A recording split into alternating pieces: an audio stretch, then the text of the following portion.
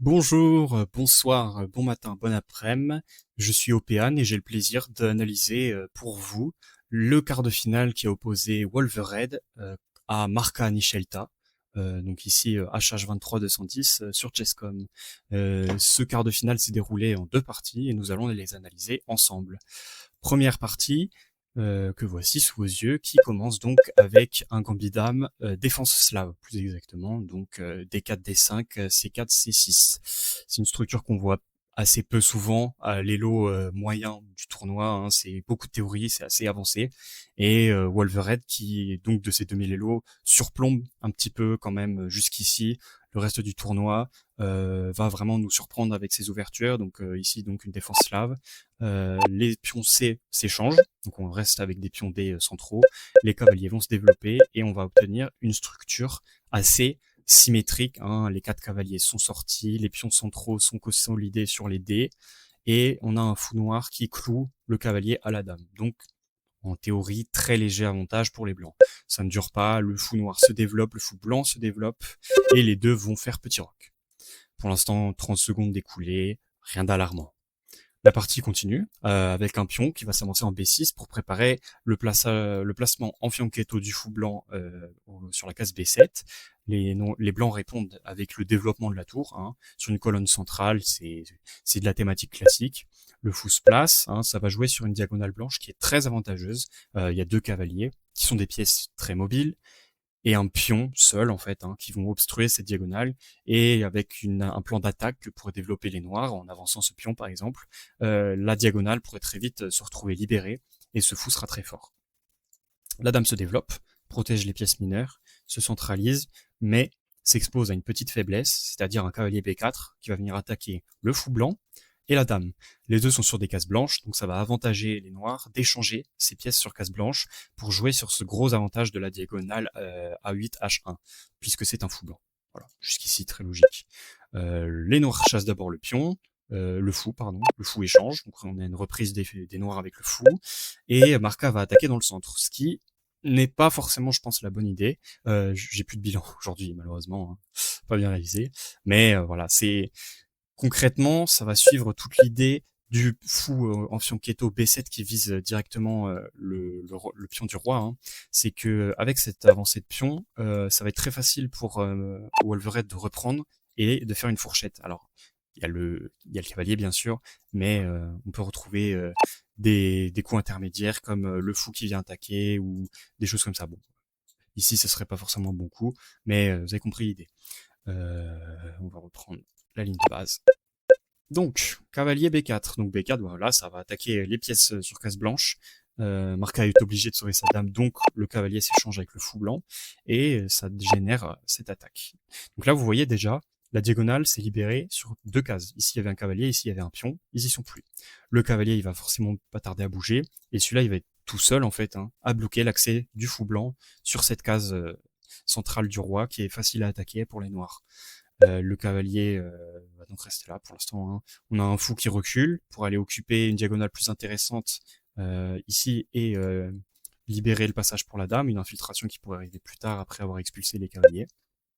Le cavalier recule pour préparer potentiellement une attaque sur le centre. Pourquoi pas, c'est une idée. La tour va se développer, hein, sur une colonne qui est très vide, hein. Encore une fois, les cavaliers sont des pièces qui vont beaucoup rebondir, donc placer des tours sur une diagonale, sur une colonne pardon, aussi peu occupée, ça va avantager les noirs. Le cavalier va avancer par peur d'un échange, hein. On peut avoir un sacrifice de tour en échange du cavalier pour vraiment jouer sur cette diagonale qui est forte. Les noirs chassent le cavalier recule au final, et la dame va revenir ici. Alors ce coup il est un peu obscur pour moi, alors j'ai pas d'amis Lélo. Je pense qu'il y a deux idées derrière. La première, c'est de ramener la tour sur l'autre tour, hein, plutôt, ramener l'autre tour sur une diagonale, sur une colonne, je vais y arriver. Ramener la tour sur une colonne où il y a la dame et seulement un pion en fait, hein, qui est donc assez facile à attaquer, et donc la développer, la centraliser, hein, cette dernière pièce qui n'a pas encore vraiment bougé à part pour le roc, et voilà, préparer une batterie de fous et dames qui vont vraiment menacer le mat et mettre en avantage Wolverine. Donc Marca le voit peut-être, hein, le développement du cavalier ici va vraiment interdire cette batterie à la dame. Elle va avancer pour menacer le cavalier, hein. C'est une case qui est aussi plus forte pour elle parce qu'elle est toujours sur cette diagonale. On a un pion qui s'avance en prévision, parce que là aussi il y a une batterie, hein, faut pas l'oublier, une batterie fou qui protège la dame. Et merde. Et en fait, si on n'interdit pas cette case avec un avancement de pion, les noirs vont pouvoir venir embêter les blancs sur ce côté de l'échiquier qui est assez faible, et en fait menacer plusieurs fois le cavalier pour à terme gagner du matériel. Donc il y a ce coup qui qui prévoit hein, l'avancée des noirs et protège vraiment la case B4. La tour se développe, donc c'était l'idée de tout à l'heure, hein, en avançant la dame. Pareil, la tour se centralise, et là on va avoir Wolverine qui va se préparer à échanger une pièce qui l'embête beaucoup, le cavalier blanc, des blancs, pardon, le cavalier des blancs, il empêche l'accès à la dame de ce côté du roi. Donc il va vouloir l'échanger. Marca est malin, il le recule, il le garde, hein, et la dame va commencer à s'infiltrer. Il va proposer un échange des dames, que Wolverine va prendre en fait, hein, parce qu'il a une position qui est plus active, plus développée et globalement plus structurée que celle des blancs. Hein. Les blancs ont certes des pièces protégées, mais des pièces qui sont fragiles, qui vont être faciles à déloger avec des coups comme fou ici, quand le cavalier aura bougé, des choses comme ça.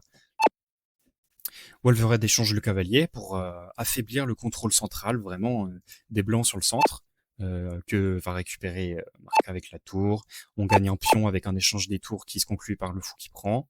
Donc on a pris un pion hein, initialement. Ça donne un avantage matériel à Wolverine, qui se lance donc dans une finale de tour plus pièce mineure. Ça va être échangé après, hein, de tour plus pièce mineure, qui va être complètement gagnante pour les noirs. Hein, les pions sont très connectés. Donc voilà, on a la suite, hein, un coup d'attente pour Marca qui ne sait pas trop quoi faire, un échange et les tours commencent à s'activer, le roi aussi, on a un échec de Marca qui est un peu contre-productif. Alors remarque que Marca n'a plus qu'une minute, hein, il a passé beaucoup de temps à réfléchir sur la position précédemment, on a des 30 secondes, une minute qui se sont écoulées, comme vous pouvez le voir ici, hein, 1 minute 48, 30 secondes, 50 secondes. Globalement, Wolverine c'est un joueur très scolaire qui est difficile à affronter parce qu'il est très très solide sur sa théorie, très solide sur ses connaissances, et il va facilement mettre les joueurs plus basélo en difficulté parce qu'il a vraiment ses connaissances qui vont venir toutes seules et des coups qui vont se jouer assez vite. Hein. On n'a pas de coups qui met plus de 30 secondes à être joué côté Wolverine. Voilà, les acquis sont vraiment très très solides. Et donc on a cette finale de tour qui s'active. L'échec de Marca qui est malheureusement pas un très bon coup parce que ça active le roi, mais qui va s'infiltrer dans les colonnes, non c'est pas les colonnes, les lignes arrière, les rangées, voilà, les rangées comme on dit en français, les rangées arrière pour aller capturer les pions et essayer de rééquilibrer cette finale qui est un peu compliquée. Wolverine reste solide, il protège, on récupère un échec, il avance, le roi est actif, il est protégé par ses pions, les pions sont aussi protégés et il va vraiment faire un bulldozer hein, complètement sur le roi blanc et ses pions minoritaires. Marca tente de sacrifier un pion pour échanger et à terme menacer ce pion hein, qui va pas pouvoir être sauvé éternellement. C'est pas l'idée qui est jouée, hein, néanmoins. Marca gagne un pion derrière et Wolverine gagne un pion, pardon, et Marca protège son pion du coup. On avance, les pions sont échangés et Marca va jouer sur ce pion qui s'avance dangereusement. Il n'arrive pas à le protéger plus longtemps hein, parce que Marca arrive avec son roi. Très bon jeu d'ailleurs, hein, défensif sur cette fin de partie qui est difficile. Il reste plus que 28 secondes, donc c'est vraiment tendu. Il n'y a pas d'incrément de temps, il n'y a pas de temps supplémentaire en jouant des coups.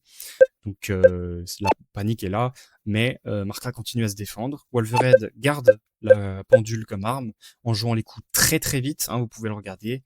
On est sur quelques secondes à peine. Il y a des coups qui sont préjoués comme ici, avec un tour à 3, donc ça rigole plus. C'est les blancs qui ont pris le move d'ailleurs. Qu'est-ce que je raconte?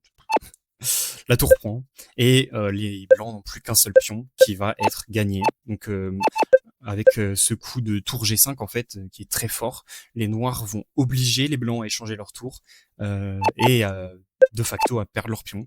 Et c'est une finale qui est totalement perdante pour Marca, hormis le fait qu'il lui reste 15 secondes. Hein, malheureusement, c'est un joueur qui sait se défendre en fin de partie, même quand la pendule est contre lui. Mais malheureusement, avec un roi tout seul contre 4 pions qui sont reliés et un roi qui est très actif, ça va être difficile de défendre. Et Wolverine, va finir par promouvoir et attaquer le roi blanc jusqu'à un échec et mat qui va conclure la première partie. partie. Donc c'est une victoire pour Wolverhampton, 1-0 de son côté, et une partie intéressante qui nous apprendra beaucoup. On peut passer à la deuxième partie, que j'ai beaucoup aimée, qui va se jouer sur une défense française avancée.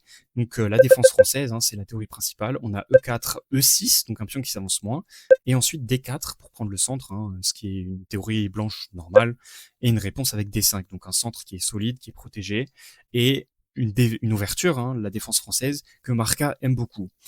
Malheureusement pour lui, c'est difficile de tenir tête à un joueur qui a beaucoup de théorie, beaucoup d'expérience comme Wolverhampton, et même en développant les pièces de manière relativement cohérente, hein, on peut critiquer la présence de la dame sur cette case qui est assez peu naturelle, entre guillemets, le développement des blancs, qui a l'air jusqu'ici assez fragile, va quand même leur donner avantage, hein, puisque ça suit le principe de la réfutation de la défense française, avec un cavalier qui est manœuvré, ici, en 2 coups, ce qui est un genre de coup, en fait, qu'on va trouver assez régulièrement à haut niveau, vraiment. Et on va avoir un petit roc un peu tardif de la part des Noirs. On retrouve une tour sur la colonne B. Les tours sur les colonnes B et sur les colonnes G, c'est une thématique, pareil, d'assez haut niveau, où quand une dame se retrouve sur ce genre de case sur la diagonale, le pion n'est protégé naturellement que par le fou de la même couleur. Et le problème, c'est que si ce fou est le seul à protéger le pion, il peut pas bouger, sinon la dame s'infiltre et gagne le pion. C'est pas ce qu'on veut. Donc on va avoir des développements de tours sur ces colonnes-là. Un coup d'attente de la part de Wolverhampton, je pense, qui va probablement pas préparer une attaque avec G4, étant donné que à ce niveau-là, on va vraiment éviter d'avancer les pions devant le roi. Après, il me corrigera si c'est pas la bonne analyse de son jeu, bien sûr. Hein, j'ai pas 2000 élo, mais voilà.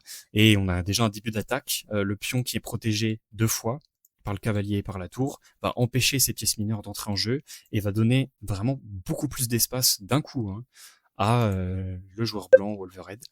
Il va répondre avec un coup préparatif, le Marca, donc avec un petit A6, pour éviter que le cavalier se fasse déloger. Et le pion va avancer aussi pour avoir une structure plus renforcée. Pareil, une tour qui va se centraliser sur une colonne très active, qui a besoin d'être protégée, qui va avoir beaucoup d'activité. Ça commence avec B5, qui va vraiment mettre un coup de pied dans la position noire, qui était pourtant relativement solide jusqu'ici. Pion prend, et le cavalier est obligé de reculer, sinon il est perdu. Et c'est une fourchette. La dame recule, le cavalier est perdu, et le pion est sur le point de promouvoir. Évidemment, les noirs vont mettre leur tour derrière pour empêcher cette promotion, et les blancs vont protéger ce pion pour ne pas le perdre, parce que c'est un avantage sur lequel ils vont pouvoir jouer à l'avenir. Est-ce qu'ils vont le faire? Ça, vous le saurez après. Il y a F6 qui est joué, une tentative pour vraiment briser ce centre qui est très compact, très dense, difficile à traverser pour les pièces noires qui sont coincées derrière des pions.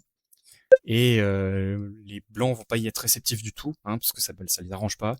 Le cavalier va être attaqué, il est obligé de reculer et il est échangé par le fou jusqu'ici inactif de Wolverhampton. Il n'a pas été bougé depuis le début de la partie et il est échangé directement, ce cavalier qui protégeait le roi. Et pour ne pas perdre de pièces, Marca est obligé de prendre avec le pion qui protégeait le roi. Cette diagonale va s'activer pour la dame qui est placée en D2 de manière très judicieuse, pour vraiment prendre ce pion qui est isolé et jouer sur le roi qui est en fait tout nu. Sans ce pion vraiment très important, cette cohérence qui va protéger le roi, il est très facile à attaquer. La tour va se centraliser sur la colonne de la dame pour l'attaquer, avec une attaque à la découverte ultérieurement. Le cavalier va vouloir partir pour que la tour s'en prenne à la dame. Puis on prend. Marca n'a pas forcément besoin de se prémunir contre ça immédiatement. Puis on prend. On affaiblit, on amincit le centre.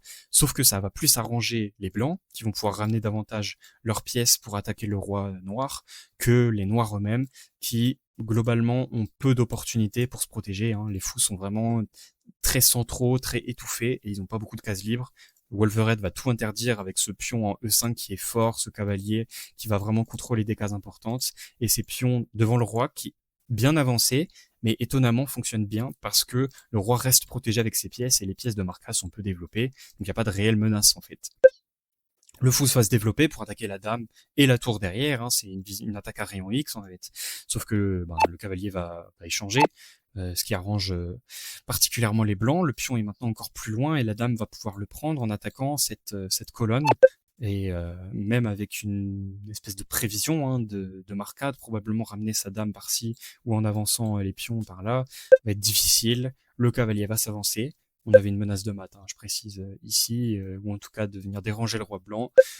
Wolverine ne se laisse certainement pas intimider, il a 3 minutes de plus à la pendule. Et la partie va avancer petit à petit. La dame ne fait que de se faire frapper en fait, hein, c'est comme un punching ball.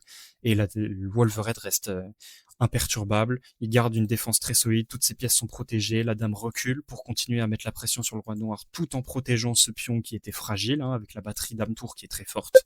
Le fou va essayer de venir appliquer plus de menaces, avec la potentialité d'une attaque D4 très forte, qui va attaquer à la fois le cavalier blanc, des blancs, pardon, et créer une batterie avec la dame et le fou pour menacer en mat plus loin.